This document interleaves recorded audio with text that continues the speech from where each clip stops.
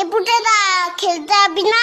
সবাই তোর জন্য ওয়েট করছে। যাবো দাঁড়া, ভাতটা খেয়ে নি। তুই আয়, এখানে বস।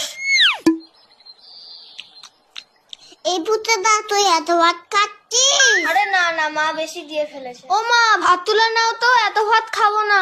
যা খাবি না পাতে রেখে দে। হ্যাঁ রে বাবান, তোদের বাড়িতে আজকে কি রান্না হয়েছে রে? মাংস মাংস। তাহলে পুটে আজ দুপুরে মাংস ভাত খেতে যাব বাবানের বাড়িতে, কি বলিস? কেন তোমাদের বাড়ির রান্না হয়নি? হয়েছে তো, কিন্তু তোদের বাড়িতে তো মাংস হয়েছে, তাই যাব।